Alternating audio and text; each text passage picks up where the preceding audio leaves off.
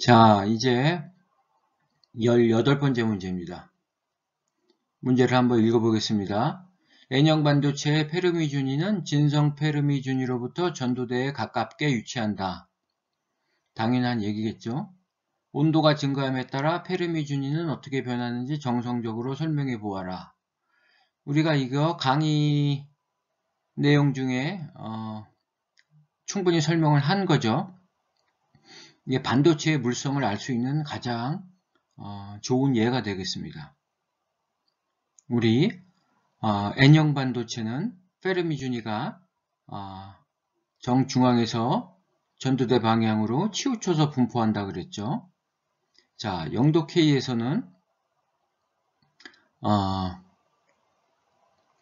이 도너 준위에 있는 전자들이 전부 얼어 있습니다. 0도 K라는 것은 분자의 운동 에너지가 제로이죠. 운동을 하지 못하고 딱 정지해 있는 상태가 되겠습니다. 그래서 이때는 도너에서 전자가 전도대로 이렇게 엘리베이션 될 수 없습니다. 그래서 이런 거를 우리 동결 상태라고 그랬죠.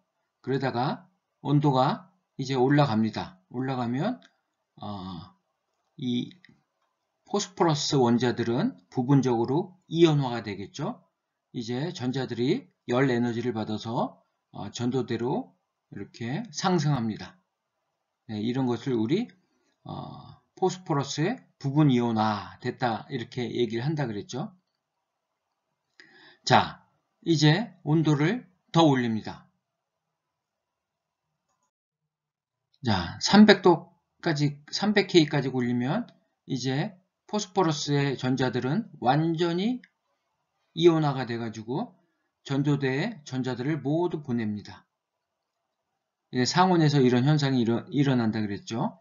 근데 상온의 열 에너지는 25mV/E죠. 그 다음에 인의 이온화 에너지는 45mV/E. 이온화되기 위해서 더 큰 열 에너지가 필요한데 어떻게 다 완전 이온화가 될까요? 우리 상온에서의 열 에너지는 25mV/E이지만 그것은 이 열 에너지라는 것은 이렇게 가우시안 분포를 이루는데요. 이 정중앙 가장 많이 분포하는 열 에너지 값이 25라는 거고요. 더 큰 값도 많이 존재합니다. 그래서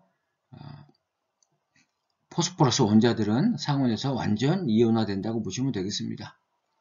그러다가 300K보다도 헐쩍 온도가 올라가면 어떤 현상이 일어납니까? 이제 이 포스포러스 원자는 더 줄 전자가 없습니다. 이제 전자를 다 줬죠. 주머니 속에 전자가 없습니다. 이제 빈털털입니다.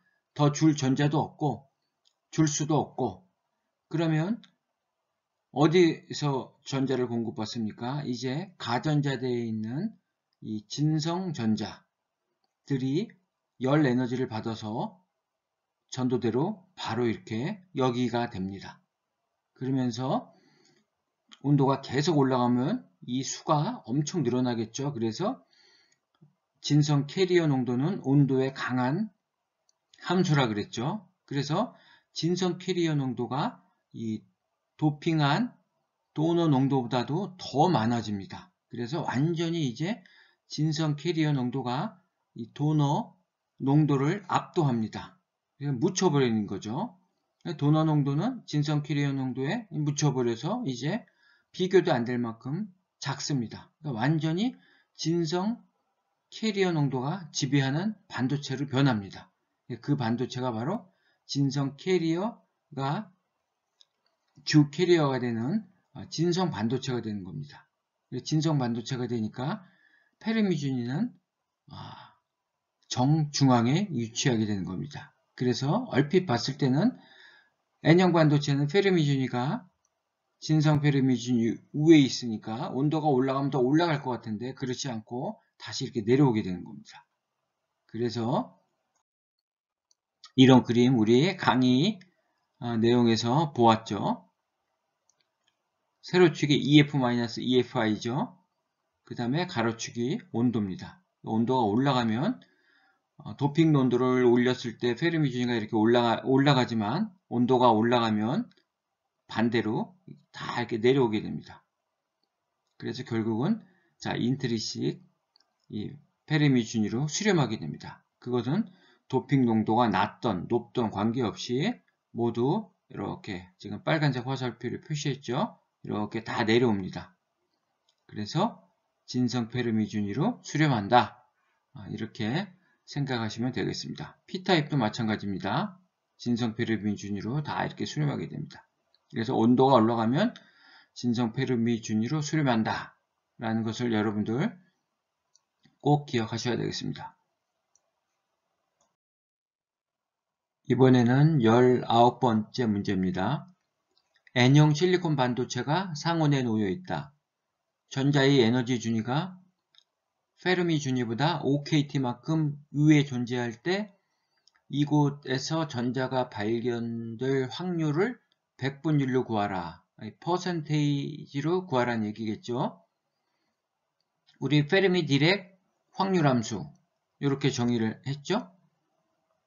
자, E-EF가 OKT라는 얘기가 되겠죠. 그래서 1 플러스 익스포넨셜 5분의 1 이거 계산하면 0.007%가 나옵니다.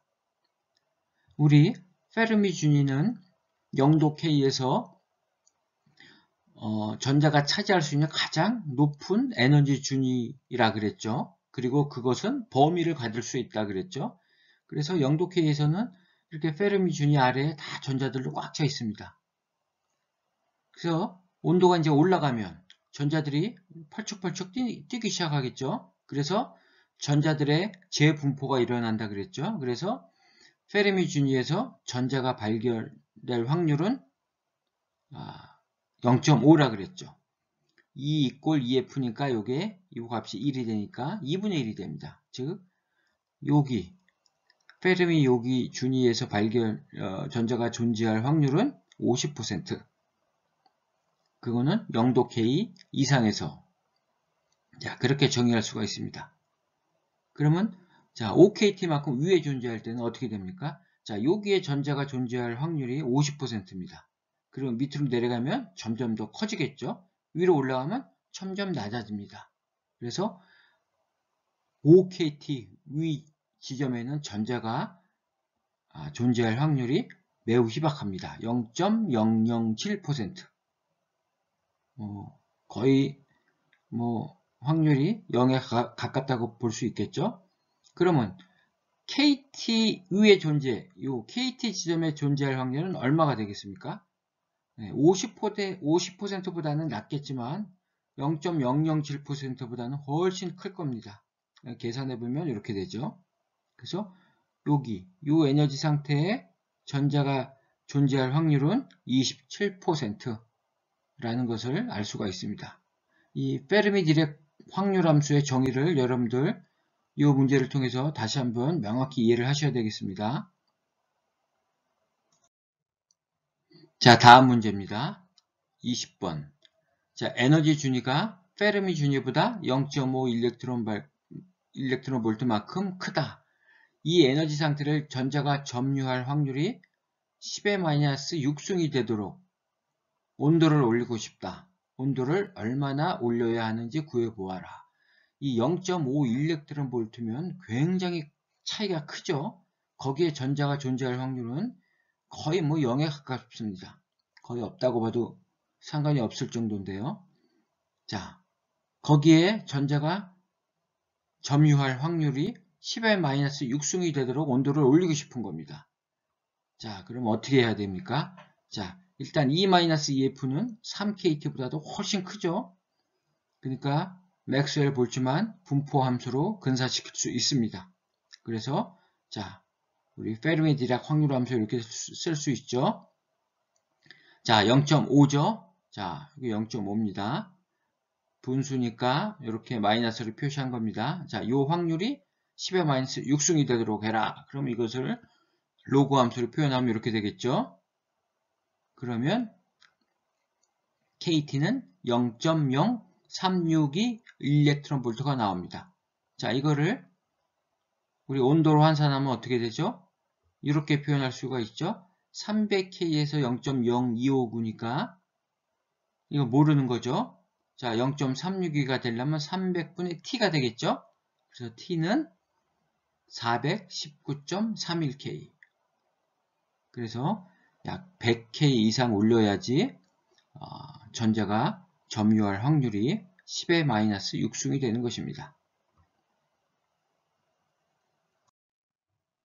자, 21번이 되겠습니다. 자, 상온에 놓여있는 실리콘 반도체가 있다.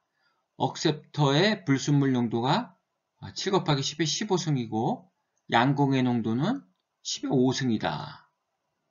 다음 물음에 답하여라. 자, 1번. 이 반도체는 무슨 반도체입니까? 자, 억셉터 불순물을 10의 15승 넣었으니까 P타입 반도체라고 착각할 수도 있는데 이거는 억셉터 불순물이 전부 양공 농도로 변하지 않는다 그랬죠.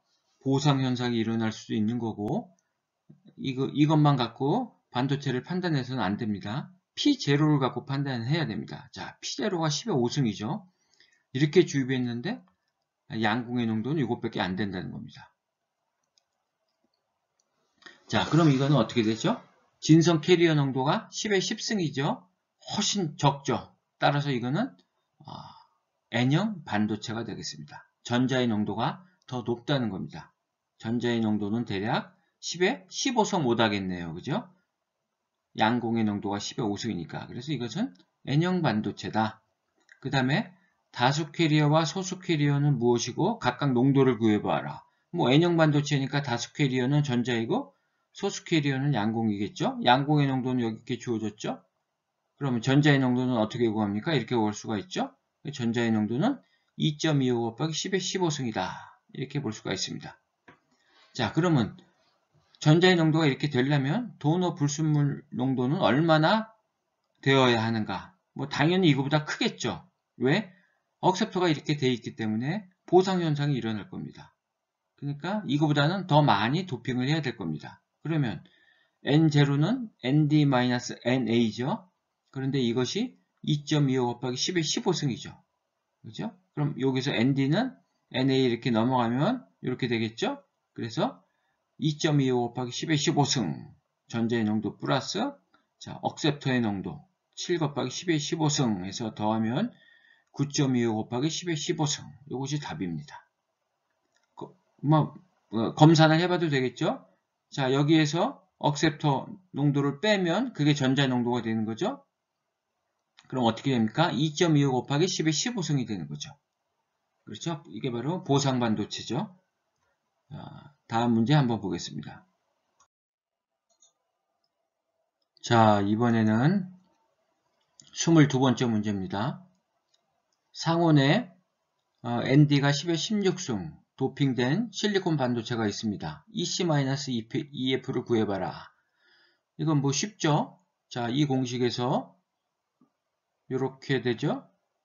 그래서 전도대의 유효 상태 밀도와 ND가 10의 16승이니까 0.2061 가 되겠습니다. 자, 두 번째 문제는 페르미 준위를 전도대 방향으로 KT만큼 올리고 싶다.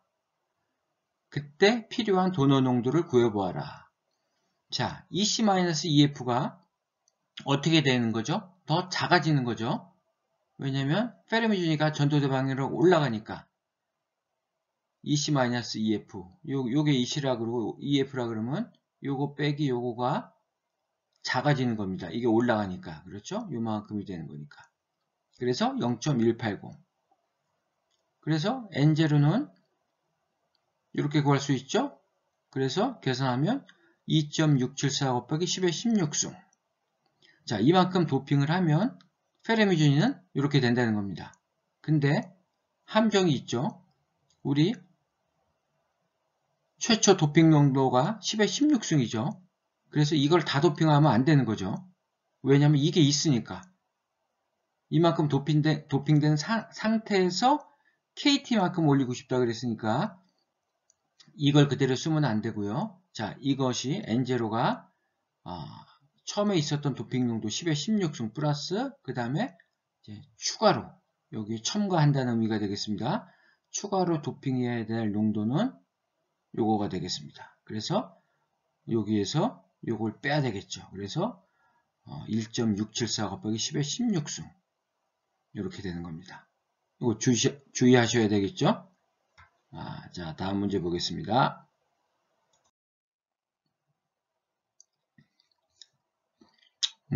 상온에서 억셉트 농도가 7 곱하기 10의 16승 도핑된 P형 반도체가 있다. 페르미 준위가 전도대 아래 0.078, 이게 3KT죠. 에 위치하도록 N형 보상 반도체를 제작하려고 한다. 도너 불순물 인, 포스포러스를 얼마나 주입하는지 구해보아라. 이것도 쉽죠?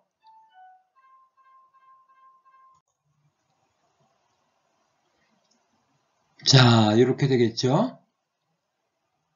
그래서 ND는 NA 플러스 NC의 익스포넨셜 함수 이렇게 됩니다. 그래서 계산을 해보면 자, NA가 요거죠? 그 다음에 전도대의 유효 상태 밀도, 그 다음에 EC-EF가 이게 3KT니까 0.078. 그래서 1.447 곱하기 10의 18승. 즉, P형 반도체에서 페르미 준위를 전도대 아래 0.078V 부근에 쭉 끌어올리려면 이렇게 많이 도핑을 해야 되는 겁니다. 왜냐하면 이걸 다 보상을 시켜야 되니까요. 그렇죠? 자, 이것도 보상 반도체의 개념을 묻는 문제가 되겠습니다.